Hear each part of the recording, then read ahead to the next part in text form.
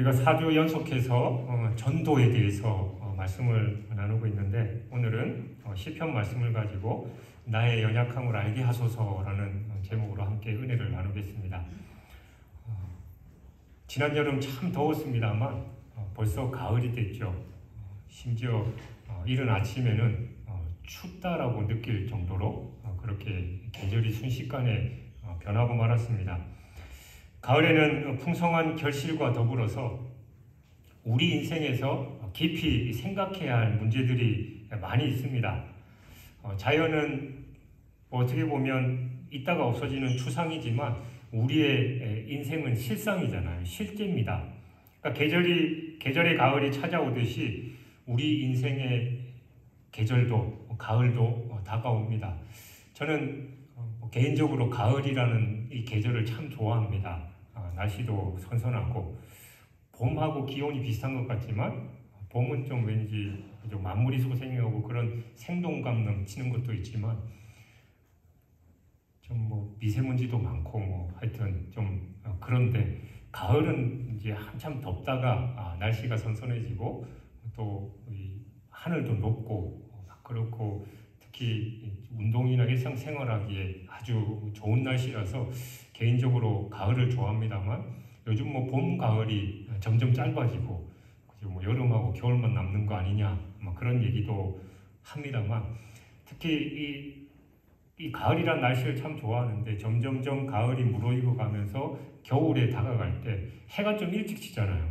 그러니까 저는 이제 해 지고 이 노을이 거친 다음에 도시가 좀 어두워지는 그런 분위기를 사실 저는 약간 좀 별로 안 좋아해요. 그래서 가끔 이제 교회에서 이제 사역을 하다가 이제 집에 돌아가는 길에 해가 이제 지고 나서 좀 어두워지는 그런 분위기, 약간 하늘은 붉은 빛이 있는데 그 날씨도 약간 스산하고 이런 분위기를 별로 안 좋아하는데 그런 그 느낌 자체를 별로 안 좋아하는데 이 가을을 지내고 이제 겨울을 맞이하면서 가을은 결실의 계절이고 하지만 이제 우리 인생의 가을 또 겨울을 생각해 볼 때 약간 좀 쓸쓸하기도 하고 어르신들 앞에서 죄송한 표현입니다만 요즘 들어서 책 보는데 점점 눈이 부해가지고 안경을 껴야 되나 이런 고민도 있고 또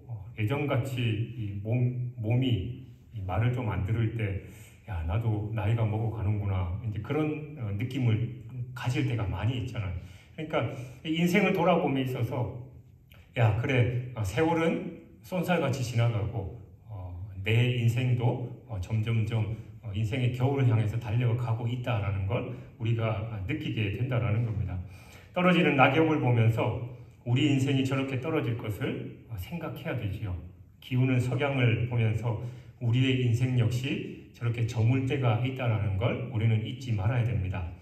어찌 보면 더덥기 그지없는 인생이 왜 그럴 수밖에 없는가를 생각해야 한다는 거예요. 그리고 우리의 인생의 가을을 생각하고 열매 또한 생각해 봐야 됩니다. 내 인생에서 호랑이는 죽어서 가족을 남기고 사람은 죽어서 이름을 남긴다는데 내 인생을 돌아봤을 때 내가 남긴 게 뭐가 있는가? 또 다른 사람들이 나를 생각할 때 어떤 생각을 갖게 될까라는 걸 고민해 봐야 된다는 것이죠. 오늘 본문 속에 다윗은 이 두 가지 기도를 드리고 있습니다. 첫 번째 기도가 4절에서 여호와여 나의 종말과 연한이 언제까지인지 알게 하사 내가 나의 연약함을 알게 하소서라고 기도했습니다. 또 두 번째 기도는 7절인데 주여 이제 내가 무엇을 바라리요 나의 소망은 주께 있나이다. 그러니까 다윗이 드린 기도는 사실 저와 여러분이 평상시에 드리는 기도와는 사뭇 다른 표현입니다. 우리는 하나님께 어떤 걸 요구합니까? 하나님 강하게 해주십시오. 제가 더 강건하여서 이렇게 해주시고 또 물질의 부도 허락하시고 이런 것들을 건강 또 물질의 풍성함 또 지혜의 충만함을 간구합니다만 다윗은 반대로 기도하고 있죠. 그러니까 우리가 볼 때 다윗의 기도가 잘못된 것처럼 보이지만 사실은 다윗이 바로 본 겁니다. 인간은 우리 스스로의 연약함을 알 때 보다 더 강할 수 있습니다. 강하다고 생각할 때보다 사실은 또 약한 때도 없다라는 거예요. 인간이 스스로를 착각하고 있기 때문이에요. 그 성경도 선자가 섰다고 느꼈을 때 넘어질까 조심하라라고 분명히 말씀하고 있고, 우리가 약할 때 강함을 더하시는 하나님을 강조하고 있습니다. 그러므로 우리는 우리의 연약함을 깨달아야 해요. 그래서 하나님 앞에 지극히 겸손한 자가 되어야 됩니다. 저도 아까 잠깐 말씀드렸지만 언제나 푸르른 청춘일 줄 알았는데 어느덧 눈이 흐려가고 있고 육신도 제가 원하는 대로 잘 안 움직이는 그런 나이가 됐는데, 저보다 10년, 20년, 30년을 더 사신 여러분들은 오죽하시겠냐라는 겁니다. 우리의 인생은 긴 듯하지만 지극히 짧잖아요. 여러분들 돌아보시면 아시잖아요. 5절에 다윗은 자기의 날을 한 뼘 길이만큼 되게 하셔서 없는 것 같다라고 그렇게 말합니다. 우리 인생의 연수가 보통 7, 80이죠. 앞에서 보면 긴 듯 하다가도 지나보면 지극히 짧은 세월입니다. 그러니까 벌써 지금도 올해도 10개월이 지나가 버렸습니다. 새해를 맞이한 게 엊그제 같은데 벌써 세월이 그렇게 흘러가 버리고 말았습니다. 물 흐르듯 바람 불듯 흘러가 버린 시간들입니다. 이토록 짧게 지나가 버리는 세월에 대해서 에단이라는 철학자는 인생은 한 생이라서 불안하다라고 했고, 바이런은 인생은 텅 빈 거품, 만추의 낙엽, 꽃과 열매는 떨어지고 벌레 먹어 낡음만 남은 비애라고 말했습니다. 셰익스피어는 인생은 걸어가는 그림자다, 초라한 배우로 으스대며 무대 위에 나타났다가 그 후에는 영영 소식 없이 사라지는 배우다라고 했습니다. 빌리 그레엄 목사님은 인생의 시간들을 이렇게 분류했습니다. 사람은 세상에 태어나 부모 밑에 있는 시간이 15년, 20년은 잠으로 보내고 50년은 늙어 무능해서 일 못하고 15년은 먹고 쉬고 즐기고 겨우 15년만 사람 구실을 한다. 요즘은 TV 때문에 7, 8년은 빼앗긴다. 결국 인간은 5년에서 8년만 사람 구실을 할 뿐이다. 그러니까 우리 인생이 긴 것 같지만 8년이라고 쳤을 때 빌리 그레엄 목사님 말대로 80인생을 산다 하면 10분의 1만 사람 구실을 하죠. 근데 빌리 그레엄 목사님 당시에 TV 때문에 시간이 더 그렇다면 요즘은 인터넷, 스마트폰 때문에 뺏긴 시간을 따지면 우리가 80여 년을 산다고 해봤을 때 그 중에 8년도 인간 구실을 못하면서 사는 게 우리의 실상입니다. 인생은 뜨는지 모르게 져버리는 태양과 같습니다. 그러므로 우리는 내 인생이 지극히 짧다라고 인식하고 살아야 해요. 지식도 명예도 권세도 인생의 무상함을 막지는 못합니다. 인생의 덧없음을 깨달을 때 사람들이 인생을 살아가는 방법이 있는데 딱 두 가지로 나뉘어요. 첫째가 늙기 전에 먹고 즐기자 하는 부류가 있습니다. 하루살이 같은 인생이죠. 노세, 젊어서 노세. 제가 신혼여행을 갔을 때 지금도 그 말이 귓가에 맴도는데 그 가이드가 그러더라고요. 여러분 노세, 젊어서 노세 하는데 그 말이 맞습니다. 자기가 가이드 생활을 오래 해보니까 나중에 연세 드시고 시간도 있고 자식들이 이제 효도관광 보내줘가지고 건강으로 왔는데 이 관절, 허리도 다리도 성치 않으니까 구경을 못 간다는 거예요. 그러니까 그 좋은 데 와가지고 산도 좀 올라가야 되고 좀 이런 데 높은 데 가야 좋은 경치도 보고 하는데 그냥 밑에서 다른 사람들 구경하고 올 동안 앉아서 기다린다라는 거죠. 그러니까 여러분 젊었을 때 여행도 다니고 해야 됩니다. 이제 그런 얘기를 하는 게 아직까지 기억이 되는데 그 말이 참 맞는 말이죠. 우리의 세상사를 보면. 그러나 맞기도 하고 틀리기도 합니다. 하루 그냥 우리가 하루하루를 최선을 다해서 즐기고 논다. 그러면 인생의 끝이 뭐가 남느냐라는 거예요. 그런 하루살이와 같은 인생이 있고, 두 번째는 겸손함으로 어떻게 살까를 결정하는 사람입니다. 여러분 우리는 하나님이 원하시는 방향으로 살아야 되잖아요. 그래서 누가복음 12장을 보면 어리석은 부자가 내 영혼아 평안히 먹고 즐기자, 나는 이제 평생 먹을 돈이 있으니까 창고도 더 늘리고 또 그렇게 해야겠다라고 했을 때 하나님께서 뭐라고 하셨습니까? 오늘 밤 내가 너를 데려간다면 그 많은 재산이 누구 것이 되겠냐? 아무 소용없다라고 말씀하셨습니다. 여러분, 인생은 교만하면 안 됩니다. 겸손하게 짧은 인생을 그렇게 살아야 됩니다. 알렉산더처럼 세계를 정복하는 것도 물론 중요하겠지요. 그러나 하나님께서 원하시는 인생은 겸손한 인생입니다. 하나님께서 원하시는 삶을 살기 위해서 늘 하나님의 도우심을 구하고 성령의 도우심을 구하면서 하나님의 인도하심에 순종하며 사는 삶, 그것이 우리 그리스도인으로서 의미 있고 하나님께서 기뻐하시는 그런 삶입니다. 죽음은 인생에 풀지 못한 최대의 수수께끼죠. 죽음을 이길 인간은 이 세상에 지금 역사이대로 아무도 없습니다. 죽음은 사실 역사가 없어요. 수천 년 전이나 지금이 동일합니다. 역사는 계속해서 흐르는 것이고 변화가 있잖아요. 근데 죽음은 변화가 없습니다. 그러므로 죽음은 역사가 없습니다. 그러나 과거나 현재나 미래나 사람들은 동일하게 죽음으로 자기의 생을 마감하고 있습니다. 거지 나사로도 죽었고 부자도 죽었습니다. 어떤 사람도 자기를 찾아온 죽음 앞에 무력할 수밖에 없습니다. 그러므로 우리 인간은 연약함을 깨닫고 겸손해야 합니다. 모세는 죽음에 대해서 시편 90편 5절에서 주께서 그들을 홍수처럼 쓸어 가시나이다. 그들은 잠깐 자는 것 같으며 아침에 돋는 풀 같으니이다 라고 했습니다. 지난주에도 말씀 나눴지만 1초에 매 초당 2명씩 세상을 떠난다라고 말씀을 했잖아요. 그러면 하루에 약 17만 명, 그러니까 15에서 20만 명이 하루에 죽어가고 있습니다. 여러분, 아무리 큰 홍수가 나도 하루에 20만 명 죽었다라는 소식은 접하지 못해봤습니다. 코로나 때문에 전 세계가 힘들어했지만 그래도 그 질병 때문에 하루에 20만 명이 죽었다라는 얘기 못 들어봤습니다.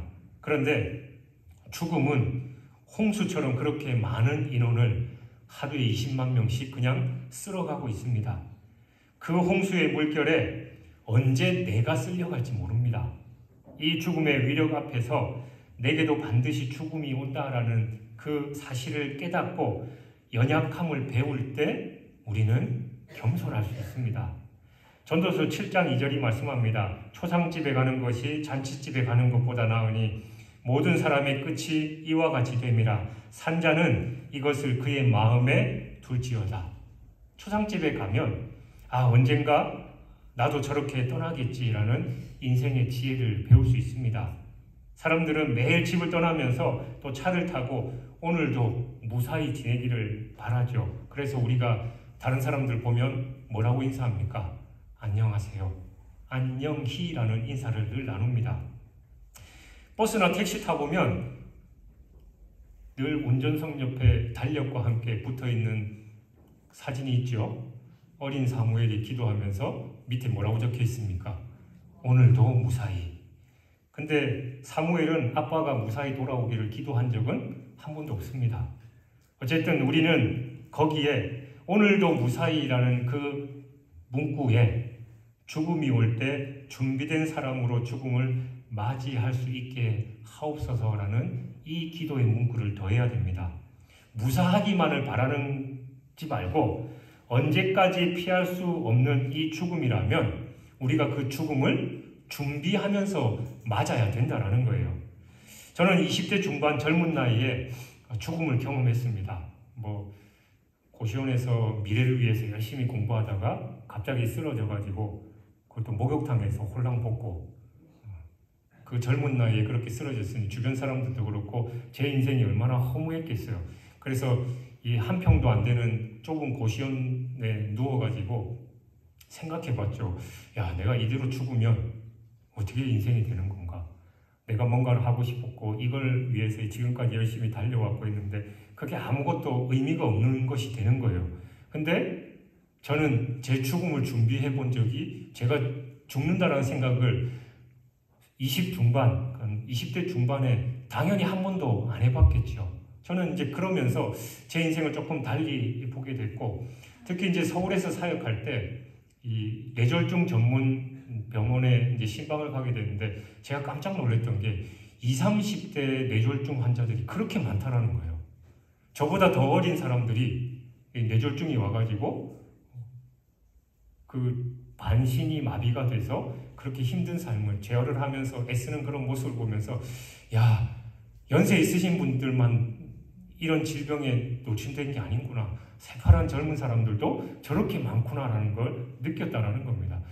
여러분, 거듭 말씀드리지만 우리는 올 때는 순서가 있지만 갈 때는 순서가 없다는 거 잘 알잖아요. 근데 우리는 갈 때 순서가 없다는 걸 알면서 갈 준비를 제대로 하고 있냐라는 겁니다. 죽음을 준비하면서 살아가는 사람이 극히 드뭅니다. 어떤 사람이 생명보험을 들려고 회사를 찾아갔다가 이제 보험이 갱신이 돼서 보험료가 비싼 거예요. 그래서 다음에 하겠습니다라고 돌아왔는데 돌아오는 길에 사고로 세상을 떠났답니다. 그러니까 좀 더 살 줄 알았지만 그는 그런 생각을 전혀 못했습니다. 하나님이 언제 부르실지 모릅니다. 내 죽음을 내가 컨트롤할 수 없고 언제일지도 모릅니다. 그러므로 우리는 하나님 앞에 늘 겸손해야 됩니다. 오늘도 무사하기만을 바랄 게 아니라 하나님께서 부르실 때 준비된 사람으로 맞이할 수 있게 해주옵소서라고 그렇게 기도해야 됩니다. 제가 미국에 있을 때 제 아내가 제가 일하기도 했고 저희 집사람이 일하기도 했는데 나중에 이제 한인마트, 그 지역에서 제법 큰 한인마트고 저희 집사람은 그 옆에서 같이 운영하는 이 비디오 가게 펜시점에서 이제 캐셔로 아르바이트를 했는데 그 한인마트의 사장님은 그 금손이라고 불리는 사람이에요. 예전에도 제가 말씀드렸지만 그 전에 그 마트가 불이 나가지고 막 어려움을 겪고 있는데 화재 보험도 배상을 받았고 또 복권을 샀는데 1등을 당첨된 거예요. 뿐만 아니라 그 지역 신문에서 그 사람의 삶을 취재하면서 이제 어떻게 했고 이렇게 재연을 하다가 그때 산 복권도 당첨이 된 거예요. 그러니까 이제 저 사람은 금손이다라고 했는데 그분이 얼마나 구두쇠냐면 그 보스턴 지역에서 나름대로 부자고 소문난 금손이라고 소문날 정도였으니까 그런 삶을 살았는데 옷도 정말 남루하게 입고 그 자기 마트에 먹을 게 얼마나 많아요. 근데도 끼니를 그냥 과자 하나에 그냥 소주로 때울 때도 있고 그렇게 삶을 산 거예요. 그리고 그토록 자기 돈 아낄 뿐만이 아니라 다른 직원들도 그렇고 그 마트나 이런 것들 관리함에도 이제 그렇게 철저하게 아끼는 그런 사람이었는데 참 안타깝게도 그 마트 2층에 자기의 사무실이 있었는데 어느 날 보니까 그 사무실에서 심장마비로 세상을 떠났다라는 거예요. 그렇게 먹을 거 못 먹고 아낄 거 아끼면서 그렇게 살았는데 그 역시 자기의 죽음에 대해서는 생각을 못했고 죽음에 대한 아무런 준비가 되지 않았던 겁니다. 여러분, 예수 그리스도를 알지 못하는 사람들의 인생은 다 똑같습니다. 길고 짧고의 차이가 있을 뿐 그들은 자기에게 주어진 삶을 최선을 다해서 살아가는 것 같지만 결국은 허무한 죽음, 준비되지 않은 죽음을 맞이할 수밖에 없는 것이지요. 오늘 건강하다라고 거리를 활보하는 사람일지라도 그들은 하루하루를 죽음을 향해서 달려가는 그런 인생일 뿐입니다. 하나님 앞에 연약함을 배울 때 인간은 강해지고 또 보람 있게 살 수 있습니다. 죽음과 덧없음은 죄의 결과잖아요. 사망에 이르게 됩니다. 죄 문제를 해결해 놓아야 그 죄의 문제를 해결해 놓고 우리는 인생을 살아야 됩니다.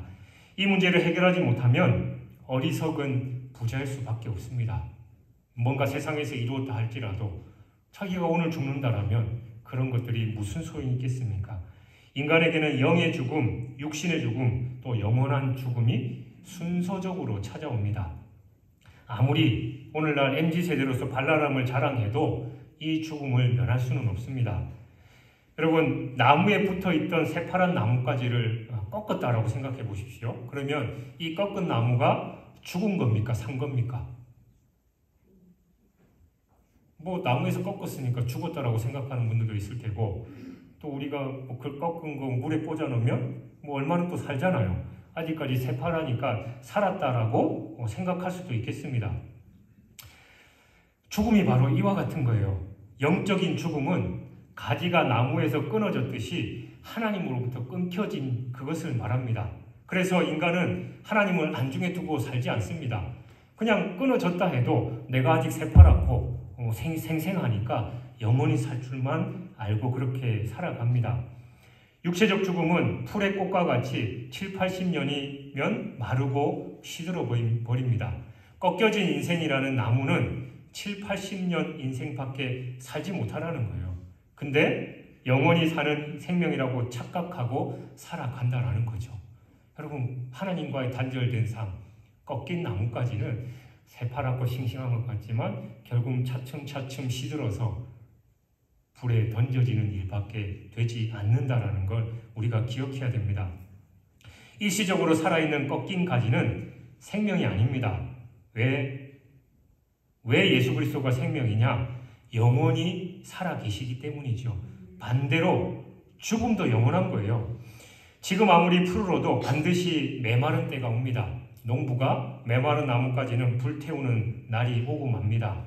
하나님의 육신적인 죽음 뒤에 반드시 심판하신다라고 말씀합니다. 불신자들에게는 영원한 죽음이 준비되어 있는 거죠. 죄의 결과 때문에 그들은 죽을 수밖에 없습니다. 그렇다면 여러분은 준비하고 계십니까? 죽음의 날이 다가왔을 때 여러분은 누구를 부르시겠습니까? 예수님은 십자가에서 아바 아버지를 불렀습니다. 스데반은 돌 맞아 죽는 그 순간에 예수 그리스도 주님을 불렀죠.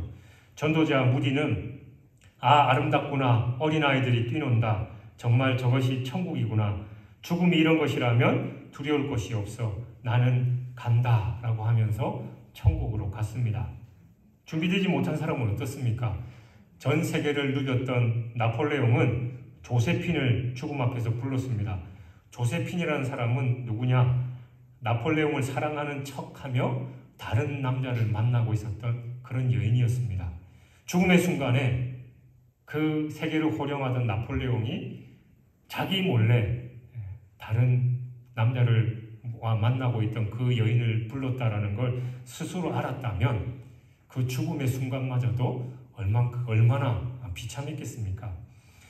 프랑스의 철학자 볼테르는 불가지론자예요. 하나님, 천국, 지옥, 이성으로 이해할 수 없는 거 다 존재하지 않는다라고 얘기했던 그런 사람입니다. 근데 그가 죽는 순간에 나는 이제 지옥으로 간다라고 외치면서 죽었답니다. 죽음의 죄의 문제를 해결해야 돼요. 죄의 문제를 해결해 놓고 살아야 됩니다. 예수 그리스도를 통해서 그가 나의 죄 때문에 십자가를 지셨습니다. 모든 죄인을 죽음에서 건지신 분, 바로 그분이 예수 그리스도입니다. 그러니까 구원을 얻기 위해서 내가 뭔가를 해야 하는 것이 아니라 예수 그리스도 그분을 믿을 때 우리는 구원을 얻을 수 있습니다. 범죄한 인간에게 하나님이 뭐라고 하셨습니까? 너는 흙에서 왔으니 흙으로 돌아가라 라고 말씀하셨어요. 근데 요한복음 25장 26절에서 예수님은 나는 부활이요 생명이니 나를 믿는 자는 죽어도 살겠고 무릇 살아서 나를 믿는 자는 영원히 죽지 아니하리라 라고 말씀하셨습니다. 그러니까 죽을 수밖에 없는 인간이 예수님을 믿으면 죽음의 문제가 해결된다는 겁니다. 예수님을 믿으면 생의 허무함을 극복할 수 있습니다. 왜? 영원한 생명을 소유하기 때문이죠. 시간과 영원히 만나는 그런 체험을 하게 됩니다. 하나님의 아들을 믿는 믿음 안에서 살게 되는 것입니다. 불신자들은 단지 걱정하지 않고 그냥 편안하게 살려고 해요. 근데 그리스도인들은 예수님을 믿고 인생이 짧은 줄 알고 순간순간을 보람있게 살고 예수 그리스도를 위해서 죽기를 원합니다. 그러면 인생의 허무와 고통을 극복할 수 있습니다. 죽음의 공포에서 해방될 수 있는 거예요. 그러므로 영생 얻을 준비를 해야 되는 겁니다. 나를 맞을 하나님 나라의 준비를 바로 지금 해야 됩니다. 우리에게 내일은 없습니다. 그러면 잠을 자다가 죽어도 우리는 하나님 나라에 있겠죠. 옷을 다시 못 입어도 우리는 천국에 있을 겁니다. 병원에 가면 갖가지 병에 걸린 사람들이 다 있죠. 사실 그 속에서 우리가 이렇게 건강하다라는 거 기적입니다. 그게 하나님의 은혜입니다. 하나님의 은혜 안에 거하는 삶은 우리가 어떤 삶을 살아가더라도 담대할 수 있고 평안할 수 있는 거예요. 갈라디아서 2장 20절은 말씀하지요. 내가 그리스도와 함께 십자가에 못 박혔나니 그런즉 이제는 내가 사는 것이 아니요 오직 내 안에 그리스도께서 사시는 것이라. 이제 내가 육체 가운데 사는 것은 나를 사랑하사 나를 위하여 자기 자신을 버리신 하나님의 아들을 믿는 믿음 안에 사는 것이라. 그러니까 예수 그리스도만이 쾌락을 쫓던 인생을 새 삶이 되게 하고 의미 있게 살게 합니다. 그분 안에서만 죽음의 공포가 해결되는 거예요. 인생의 허무함이 사라집니다. 두려움이 없습니다. 저도 신앙생활을 하면 할수록, 목회를 하면 할수록 늘 깨닫는 게 이게 하나님의 은혜이구나. 그렇다면 내가 지금 죽어도 정말 여한이 없는 인생을 살아가고 있는가? 그러면 미래에 대한 두려움이 사라지는 거예요. 하나님께서 인도하시겠지. 내가 지금 매 순간에 하나님의 뜻대로 하나님과 동행하면서 살아가면 하나님께서 가장 좋은 곳으로 인도하시겠지. 그러면서 한편으로 설령 그게 아니라도 어때? 나는 저 천국에서 영원한 생명을 누릴 텐데. 그러면 인생이 담대해지는 거예요. 뭐 까짓 거 뭐 별거 있나? 그렇게 살아갈 수 있게 된다는 겁니다. 근데 세상 사람들 어떻습니까? 저거 더 가져야 되고 더 욕심을 부리다가 결국은 자기 것도 되지 못한 채 허무하게 인생을 마감하는 겁니다. 그게 그리스도인들과 세상 사람들의 차이입니다.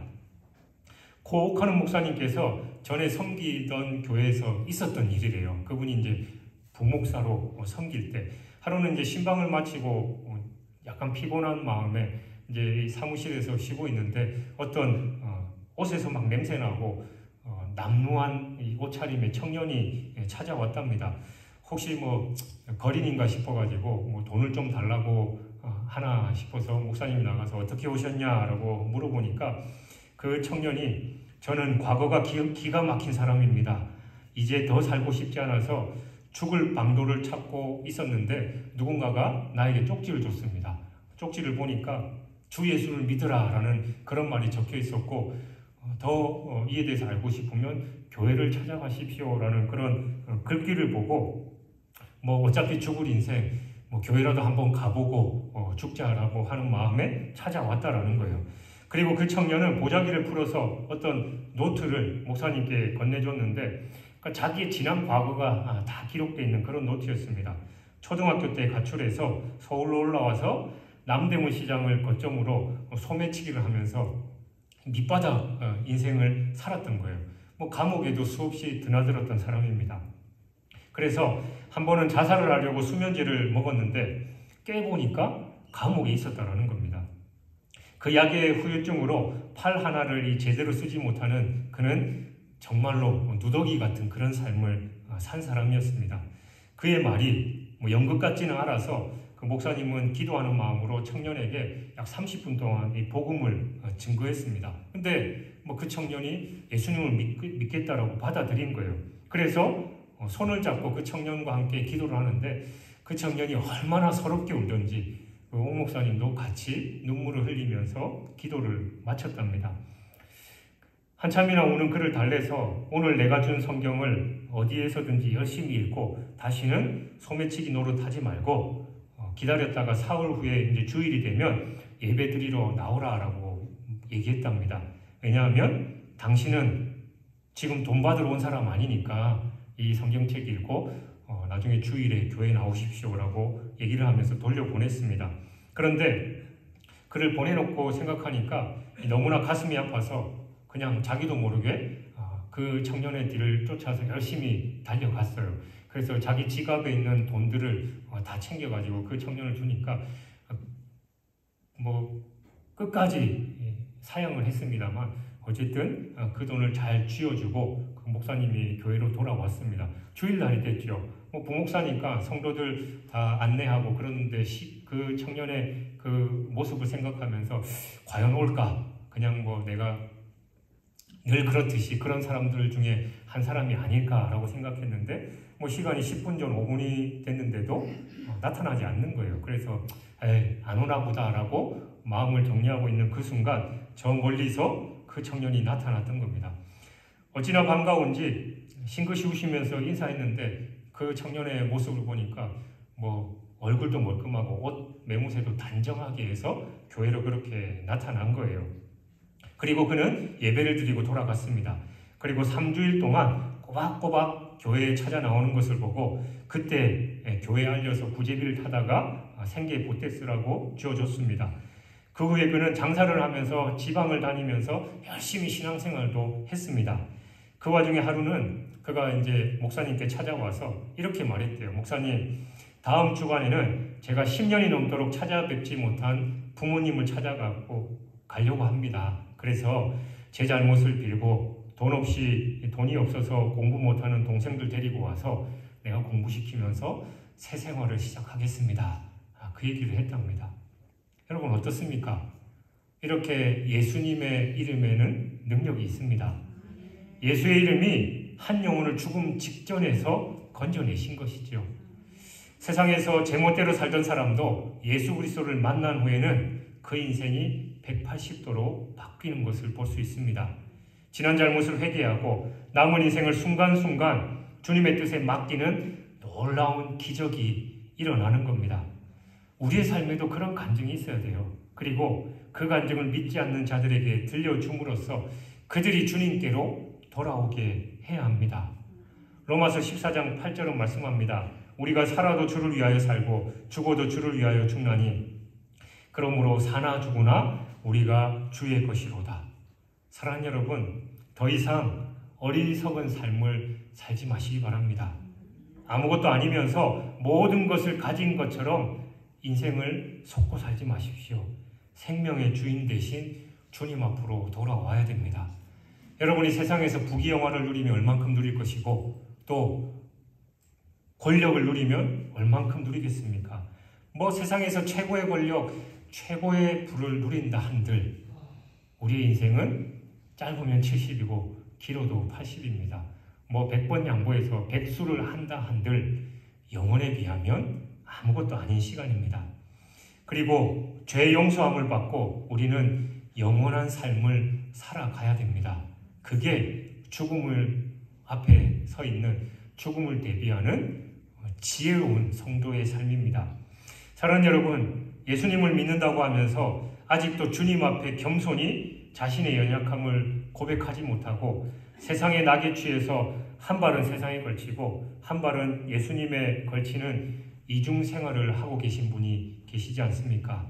이 시간 세상과의 발을 떼십시오. 한 뼘 길이만한 인생에 집착하지 마십시오. 여러분이 왜 세상에 태어났는지를 생각해 보시기 바랍니다. 여러분이 한 달에 몇십만 원 또는 몇백만 원을 벌기 위해서 태어난 게 아니잖아요. 결혼하고 자녀들 키우면서 살기 위해 태어난 것도 아닙니다. 좋은 직장 구해서 돈 벌면서 하고 싶은 일 하면서 살기 위해서 태어나셨습니까? 아닙니다. 모든 인생은 주님을 위해서 태어났습니다. 그러나 그 삶을 살아가지 않을 때 심판받고 영원한 죽음이 예비된 지옥으로 가는 것입니다.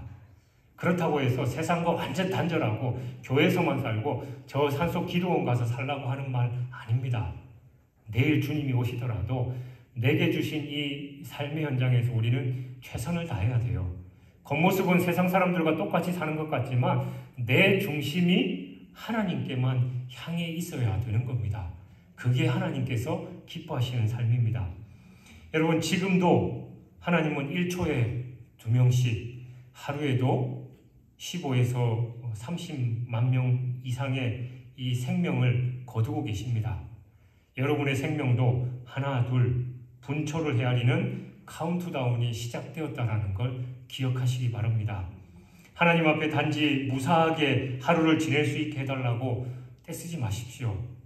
하나님, 물질의 복, 건강의 복 주셔서 제가 이 땅에서 떵떵거리면서 잘 살게 해주십시오. 그런 기도, 물론 그런 기도도 해야 됩니다만 거기에 집착하지 마십시오. 하루 이틀, 한 해, 두 해 더 사는 거 별 의미 없습니다. 구원받고 살아야 됩니다. 나를 지으신, 세상에 내신 하나님의 뜻을 위해서 살아가야 하는 거예요. 예수 그리스도 안에서 죽음을 준비하고 오직 믿음으로 사시길 주님의 이름으로 축원합니다. 그럴 때 우리는 이 세상에 발을 담고 살아가지만 이 세상에 미련 두는 것이 아니라 저 영원한 천국을 바라보면서 이 땅에서 담대하게 살아갈 수 있는 겁니다. 세상 사람들이 어떻게 하든지 간에 난 상관없어. 괜찮아.